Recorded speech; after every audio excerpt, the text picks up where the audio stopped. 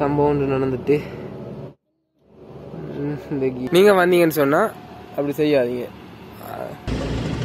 என்ன பேருங்க இதை லிட்டில் நயாகரா என்று சொல்லுவாங்க. அதாவது வந்து 2010ஆம் ஆண்டு இந்த மஹிந்த ராஜபக்ச திட்டத்தில் வந்து இது என்ன பேர் இது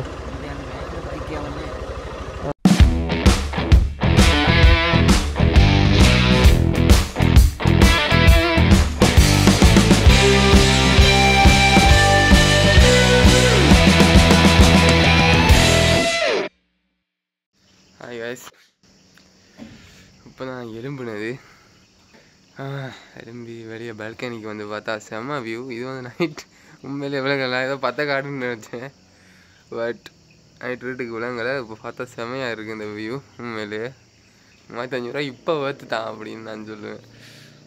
அப்படி இருக்குது செம்மையாக. பாருங்கள் நான் காட்டுறேன் உங்களுக்கு. கேமரா விலங்க தெரியல, அவ்வளோ தேயிலை தோட்டம். அப்படி தேயிலை தோட்டம் அப்படி நம்ம இங்கே வந்தேன்னு சொன்னால் இந்த பக்கம் ஒரு சின்ன குளம் ஒன்று இருக்குது, நல்லா இருக்குது, அதுவும் வடிவாக இருக்குது. போகும்போது நான் காட்டுறேன்.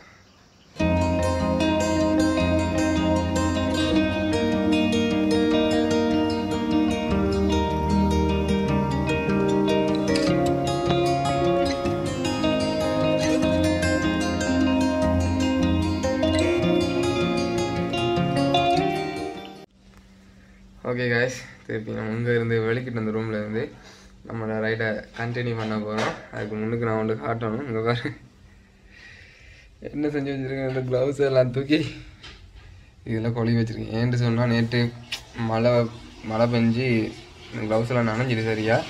ஸோ அதை காய வைக்கணும் அப்படின்றதுக்காக என்னது இது கொஞ்சம் இந்த வெளிச்சத்துக்கு இந்த இடம் சூடாக இருக்குது, அதனால் அதை மேலே போட்டு வச்சுருக்கேன் காயத்துக்காக. இந்த வியூ செம்மையாக இருக்க பாருங்கள். இதில் அப்படி படுத்துக்கிட்டு இந்த வியூ என்ஜாய் பண்ணால் செம்மையாக இருந்துச்சு. ஓத்தியா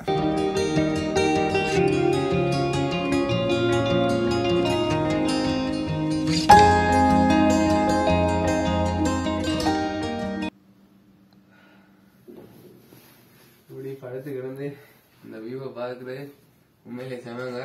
3500 ரூபாய்க்கு பரவாயில்ல, ஒர்த் தான் இது. ஸோ ட்ரை பண்ணி பாருங்கள். வேணுண்டா இந்த இடத்துல லொக்கேஷனை வந்து டிஸ்கிரிப்ஷனில் போடுவேன். ஓகே காய்ஸ், இங்கேருந்து வெளி கேட்டுட்டோம். தேவன் ஃபால்ஸுக்கு போய்கிட்டு இருக்கிறோம். இப்போ இந்த ஹோட்டல் தான் ஸ்டே பண்ணியிருந்த ஹோட்டல். அடுத்தது வந்து எவ்வளோ சார்ஜ் பண்ணாங்க அப்படின்னு பார்த்தா 3500 ப்ளஸ் சர்வீஸ் சார்ஜுன்னு சொல்லி போட்டு ஒரு 10% போட்டு 350 ரூபா போட்டிருக்கான்.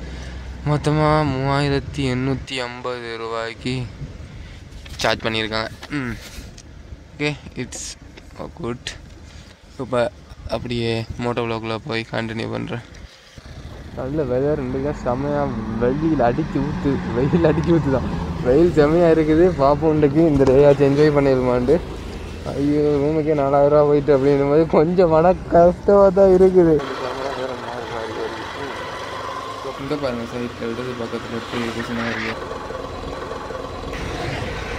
முதல்ல இல்லைலாம் போட் மாதிரி சேவை செஞ்சுட்டு இருந்தாங்க போல். இப்போ அதெல்லாம் இல்லைன்னு நினைக்கிறேன். கொண்டு போகிற அளவுக்கு டைம் இல்லை காய்ஸ். நம்ம ஏற்கனவே ரொம்ப டிலேயில் இருக்கிறோம். ஸோ ஜஸ்ட் இதை பாருங்கள், வடிவான இடம். உண்மையிலே வடிவான ஒரு இதை வந்து பார்த்தோம். பட் நைட்டு இருட்டாகிட்டதுனால பெருசாண்ட ஒன்றும் தெரியல.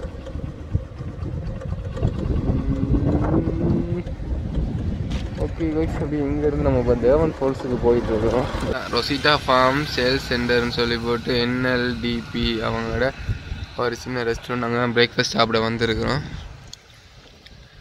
ரோட் ஓரத்துலேயே இருக்குது. இங்கே ஹட்டன்லேருந்து நுவரெலியா போகிற ரோட் ஓரத்துலேயே இருக்குது. சாப்பிட போகிறோம். வாங்கினது வந்து ஒரு என்ன சொல்லியிருக்காங்க, ஃப்ளேவர்ட் ஃப்ரெஷ் கவு மில்க்குண்டு. அடுத்து லவேரி ஆனணும். அடுத்தது வந்து இங்கே பார்த்தீங்கன்னு சொன்னால் அதில் போட்டிருக்காங்க ப்ரொசஸிங் ஹவுஸ்ன்னு சொல்லி போட்டு. அதாவது வந்து உங்களோட ஃபார்ம் வந்து இந்த ஏரியாவுக்குள்ளே இருக்குது. அது அங்கேருந்து பாலை கறந்துட்டு வந்து இங்கே ப்ரொசஸ் பண்ணி இதில் விற்பாங்கன்னு நினைக்கிறேன். சரி போகலாம். நம்ம இங்கேருந்து இப்போ வெளிக்கிடுறோம். சாப்பிட்டாச்சு.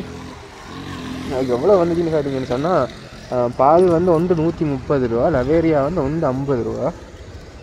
நான் வந்து 2 பாலும் மில்க்கும் 4 லவேரியம் வாங்கினோம். அது எல்லாத்துக்கும் சேர்த்து 460 ரூபா வந்து.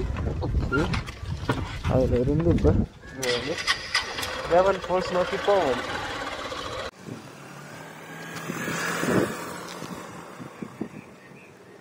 நுவரெலியாவுக்கு வந்து 38 கிலோமீட்டர் இங்கே இருந்து அப்படின்னு போட்டுருவாங்க. நம்ம வண்டிக்கு வந்து 38 கிலோமீட்டர், கிட்டத்தட்ட 100 கிலோமீட்டருக்கு மேலே போகணும். நுவரெலியாக்குள்ளேயுமே நிறைய எக்ஸ்ப்ளோர் பண்ணணும். ஏன்னா நேற்று வந்து மழை பெஞ்சு ஃபுல்லாக வந்து பிளான் எல்லாமே நாசமாகிட்டுது. ஸோ இன்றைக்கி எப்படியாச்சும் நேற்று பிளானை வந்து இன்றைக்கி கவர் பண்ணோம்.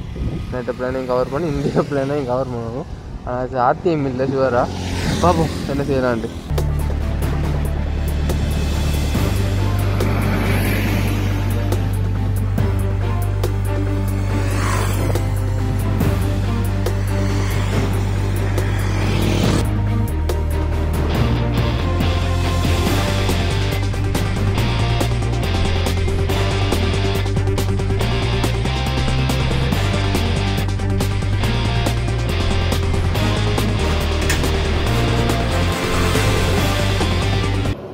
சம்பவம் ஒன்று நடந்துட்டு இந்த கியர் லிவரை ஜாயிண்ட் ஆகிற அந்த கம்பி வந்து கலண்டுட்டு, அது என்ன காரணம்னு அந்த இதில் ஒரு விளங்கான்னு தெரியுந்தா, இதெல்லாம் வந்து ஒரு என்ன சொல்கிறது, ஒரு சின்ன ஒரு கம்பி மாதிரி இது கூட இருக்கும். அதான் வந்து இதையும் ஜாயின் பண்ணி வச்சுருக்கும். அது இங்கே வைப்ரேஷனில் வந்து காண்டு விழுந்துட்டுன்னு நினைக்கிறேன். ஸோ அப்போ வந்து கியரை மாற்றிக்கொள்ளாமல் இருக்குது. ஏதாவது செய்யணும். அதுக்கு என்ன செய்யலான்ட்டு யோசிச்சுட்டு இருந்த நேரம் ஒரு ஐடியா வந்தது. இந்த அழுப்பூசி வந்துருக்கு. இந்த அழுப்பூசியை தான் வச்சு இப்பொழுதே அட்ஜஸ்ட் பண்ணணும். அங்கேயாவது கராச்சி ஏதாச்சும் இருந்துச்சுன்னு சொன்னால் போய் பார்த்து செய்வோம். இப்பொழுதைக்கு இந்த அழுப்பூசி தான் நம்மளுக்கு என்ன சொல்கிறது, நம்மளுக்கு வந்து பாதுகாப்பு இல்லை, நம்மளோட பைக்கை சரி செய்யக்கூடிய ஒரே விஷயம். சரி, பக்கத்தில் எங்கேயாச்சும் இருந்துச்சு, என்னது மெக்கானிக்ஸ் ஏதாச்சும் இருந்துச்சுன்னா நாங்கள் கொண்டு போய் கொடுப்போம். இது கியர் இல்லாமல் வந்து இந்த ரோட்டுகளில் ஓடவே இயலாது. ஏற்றங்களில் வந்து ஃபஸ்ட் கியர்லாம் ஓடியே ஆகணும். ஸோ வந்து கியர் இல்லைண்டா அந்த ரோட்டில் ஓடுறது சாத்தியமே இல்லாத விஷயம். ஓகே, சரி காய்ஸ், இப்போ வந்து நம்ம தேவன் ஃபால்ஸுக்கு வந்துட்டோம். இந்த பார்த்தீங்கன்னா உலங்குன்னு நினைக்கிறேன். இதான் வந்து தேவன் ஃபால்ஸ். வந்து இந்த ரோட்டில் இருந்தால் அங்கே பார்க்கணும். இந்த ஒன்று கேசல், அதாவது கோட்டை மாதிரி ஒன்று இருக்குது, டீ கேசல்ன்னு சொல்லி போட்டு அதுக்கு பக்கத்தில் இருக்குது இந்த தேவன் ஃபால்ஸ். பைக்கில் இருக்குது. இங்கே வந்து கொஞ்சம் பேர் வந்து வியூ பார்த்துட்ருக்குறாங்க. இதாக இருக்குது பார்த்தீங்களா, இதுதான் தேவன் ஃபால்ஸ். இதை வந்து ட்ரோன் ஷாட்டில் வந்து எடுத்தால் செம்மையாக இருக்கும். எப்படி இருக்குது, பட் நம்மளோட கேமராவில் இவ்வளோ தான் காட்டேரும். நம்மளோட ஃபோன் கேமராவில் இந்த அளவுக்கு குவாலிட்டியாக தான் காட்டேரும். அதுக்கு சாரி காய்ஸ். இப்போ நாங்கள் தேவன் ஃபால்ஸுக்கு வந்துட்டோம். இங்கே இருந்தால் அந்த வியூ வந்து பார்க்கக்கூடிய மாதிரி இருக்கும்.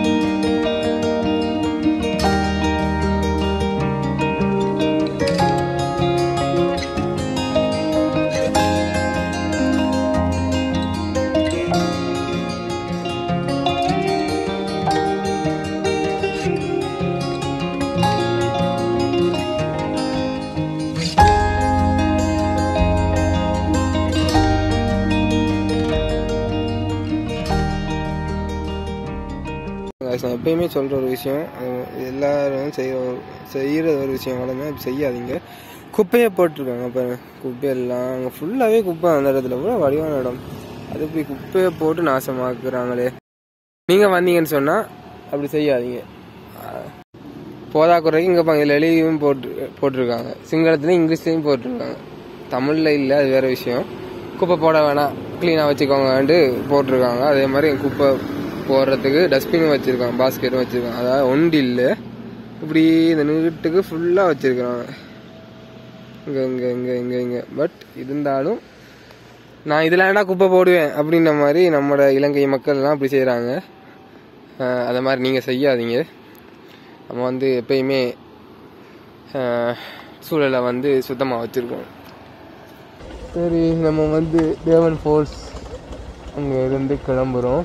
வெளிக்கிட்டுட்டோம். அடுத்ததாக நம்ம சென்ட் கிளேர்ஸ் ஃபால் என்று சொல்கிற நீர்வீழ்ச்சியை தான் பார்க்க வந்திருக்கிறோம். இதை லிட்டில் நயாகரா என்றும் சொல்லுவாங்க. நிறையா பேருக்கு தெரிஞ்சிருக்கும். நயாகரான்றது அமெரிக்காலையும் கனடாலையும் பார்டரில் அமைஞ்சிருக்கிற ஒரு வாட்டர்ஃபால். அது எதுக்கு ஃபேமஸ்ன்ற அதில் பாயக்கூடிய நீரோட அளவுக்கு தான் அது ஃபேமஸ். அந்த அளவுக்கு நிறைய வாட்டர் ஃப்ளோ ரேட் இருக்கும். அதே மாதிரி தான் இந்த சென்ட் கிளேர்ஸ் வாட்டர்ஃபால்லையும் அதிகளவான வாட்டர் ஃப்ளோ இருந்த ஒரு நீர்வீழ்ச்சி. பட் இப்போ அப்பா கொத்மலை அணைக்கட்டு கட்டின பிறகு இதுக்கு தண்ணி வராது குறைஞ்சி இப்படி தண்ணி இல்லாமல் தான் இப்போ இருக்குது.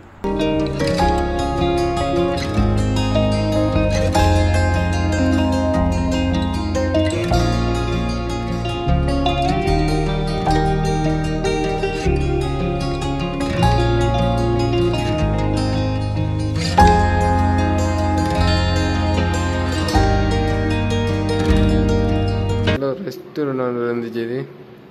அங்கே வந்தோம் 2 ரோல் சாப்பிட்லான்னு. ரெஸ்டாரண்ட்டில் நிறைய டீஸ் வச்சுருக்காங்க. Tea varieties. ரோல்ஸ் வாங்கியிருக்கேன். 120 ரூபாண்ணே. 120 ரூபா. இந்த வியூவை பார்த்துக்கிட்டு சாப்பிட்லாம். ஐயோ விளங்குது இல்லை ஃபோனில். இந்த வியூவை பார்த்துக்கிட்டு சாப்பிட்லாம் இந்த ரோல்ஸை.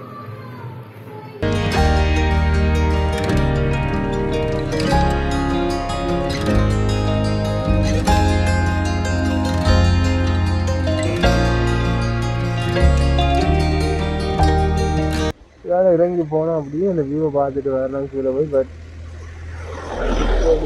அங்கே போகிறதுக்கு போயிட்டு வரது சாத்தியம் இல்லை. என்று சொன்னால் அந்த பேக் இருக்குது பாரம். அது வச்சுட்டும் போகாது, கீழே கொண்டுட்டு போகணும். ஸோ அந்த இடத்துல வந்து வியூ முடிச்சிடுவோம். இது நம்ம ஒரு இடத்துல கேட்டுருப்போம்.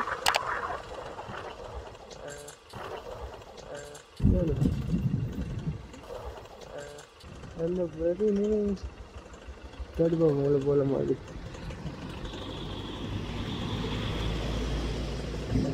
மேம் என்ன பேருங்க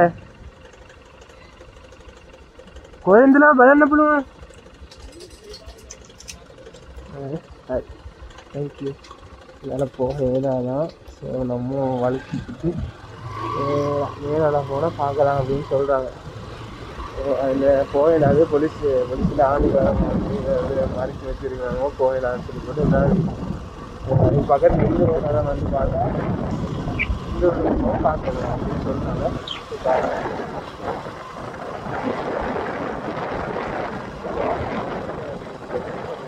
அப்பா கொத்மலை டேம் அப்படின்னு சொல்கிற ஒரு இடம். இருந்து பார்க்கலாம் அப்படின்னு சொன்னோம்.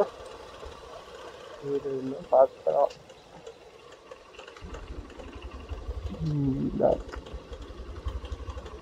இதான் அப்பா கொத்மலை இடம். இப்போ கட்டியிருக்காங்க. போய் இன்னும் ஆப்ரேஷனில் இல்லைன்னு நினைக்கிறோம்.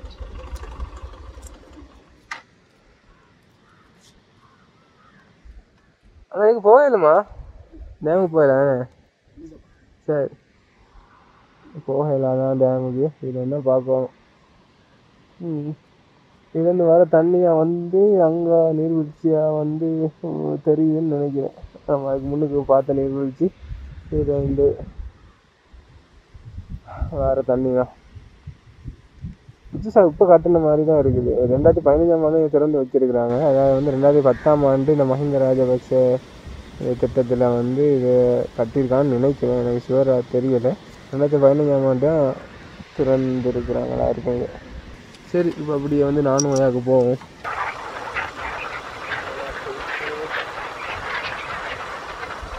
நம்ம இங்கால இருந்தால் இருக்கோம் வலது பக்கத்தில் இருந்து. இப்போ இடது பக்கத்தில் நானும் வயாவுக்கு போகணும்.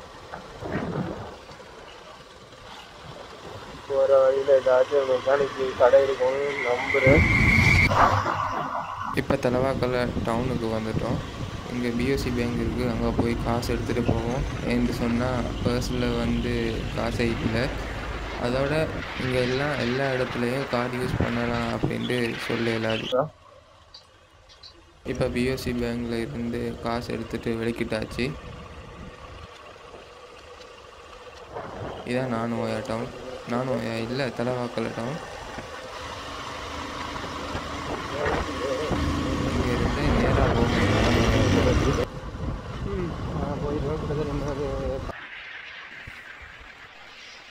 இடது பக்கத்தில் பார்த்தீங்கன்னா ஆர்பிகோ தலவாக்கல் எஸ்டேட் என்று சொல்லி போட்டிருக்காங்க. ஆர்பிகோவை நிறைய பேருக்கு தெரிஞ்சிருக்கும். அவங்களோட சூப்பர் மார்க்கெட்டால் அவங்க எஸ்டேட்டும் வச்சுருக்காங்க.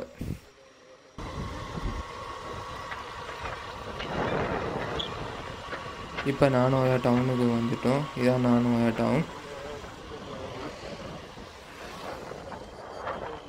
இப்போ வந்து ரயில்வே ஸ்டேஷன் எங்கே இருக்குதுன்னு கண்டுபிடிச்சி அங்கே போகணும். நானோயா ரயில்வே ஸ்டேஷன் கொஞ்சம் ஃபேமஸான ரயில்வே ஸ்டேஷன் ஸ்ரீலங்காவில்.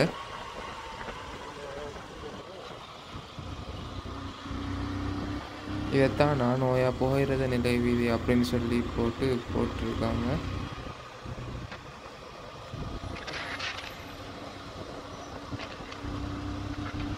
இதாக இருக்குது புகையிரத நிலையம். எவ்வளவு பேர் இருக்காங்கன்னு பாருங்கள் இந்த ரயில்வே ஸ்டேஷனில் நானோயாவில். இதில் வந்து சரியான ஆட்களாக இருக்காங்க, அதனால் வெக்கமாக இருக்குது உண்மையிலே வீடியோ ரெக்கார்ட் பண்ணுறதுக்கு. இதில் வந்து நானோயா ரயில்வே ஸ்டேஷனுக்குள்ள வந்துட்டோம். பிளாட்ஃபார்ம் டிக்கெட் எடுத்துருக்கோம். 20 ரூபா சொன்னாங்க. நானோயா ரயில்வே ஸ்டேஷன் தான்.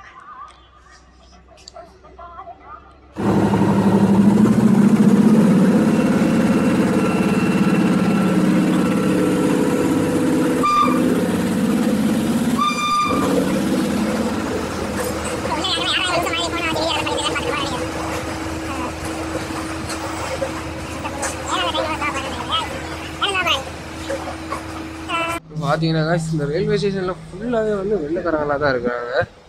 இப்போ இந்த ட்ரெயின் வெளிக்கிடும் பார்ப்போம். அதை போட்டிருக்காங்க. அங்கே வந்து பதிலில் எல்லைக்கு போகிறதுக்கு வந்து இந்த பக்கம் போகணும். 64 கிலோமீட்டர் எல்லைக்கு, பதில்லைக்கு வந்து 85 கிலோமீட்டர். அதே மாதிரி இந்த பக்கம் போகணும். கண்டிக்கு வந்து 98 கிலோமீட்டர், கொழும்புக்கு வந்து 205 கிலோமீட்டர் போட்டிருக்காங்க. ட்ரெயின் வெளிக்கிடுச்சு.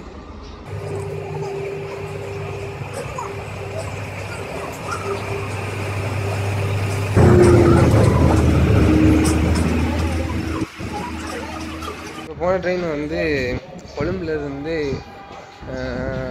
பதிலில் போகிற ட்ரெயின் தான். கொழும்புலேருந்து தான் வந்திருக்கு இந்த ட்ரெயின். இப்போ வந்து எங்கள் நானோயாலேருந்து பதிலை நோக்கி போய்கிட்டு இருக்கு.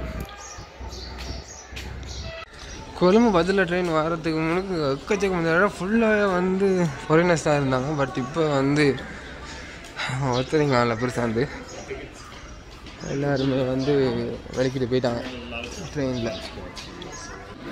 இதில் வந்து ட்ரெயின் டேபிள் பார்த்துருக்காங்க பாருங்க.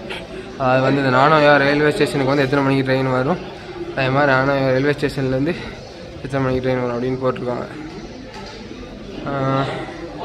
பார்த்துக்கோங்க, யாருக்காவது யூஸ்ஃபுல்லாக இருந்துச்சுன்னா யூஸ் பண்ணிக்கோங்க.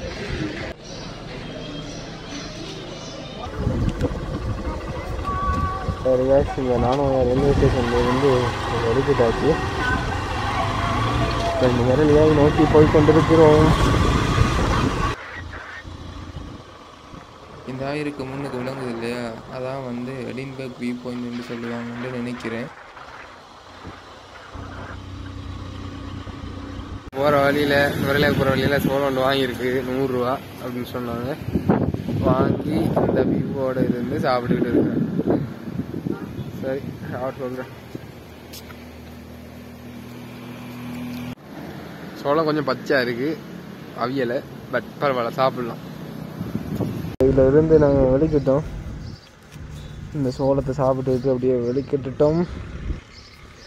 அடுத்து எங்களை அப்படி பார்த்துக்கிட்டா ஃபுல் அங்கே போய் எப்படி வீடு வீடு ஸ்ட்ரக்சர்ஸ்லாம் எப்படி கட்டியிருக்காங்க. இப்படி இப்படி இப்படி அடுக்கு பார்க்க வேறு லெவலில் இருக்குது. சரி அப்படியே நம்மளோட பயணத்தை தொடருவோம்.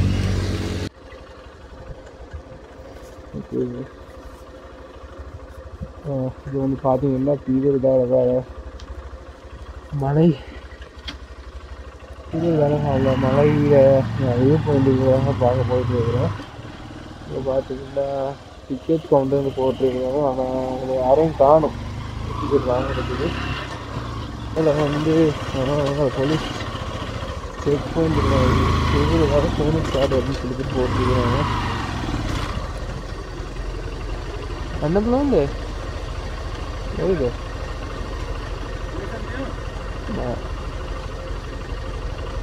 என்னங்க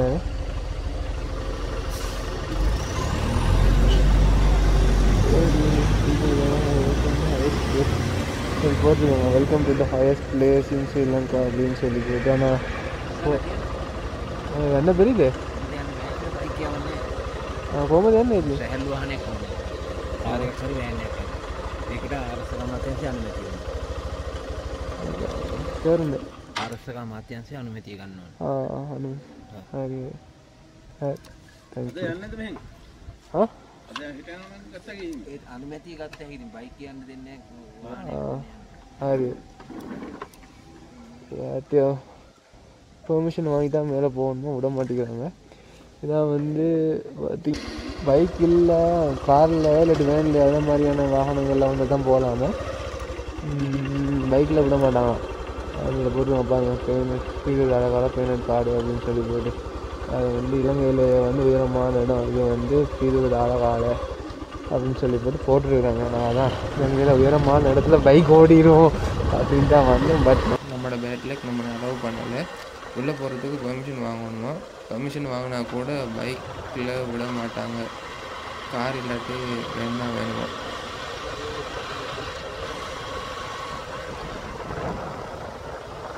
கீழே விழுந்தாலுமே வந்து அவங்க தூக்கி விட மாட்டேங்க. அந்த பிள்ளை நிறைய தடவை வலிக்கு கீழே விழுந்துட்டு ஏறும்போது இப்போலேருந்தே பழக்கிறாங்க அந்த பிள்ளைக்கு எல்லா விஷயத்தையும்.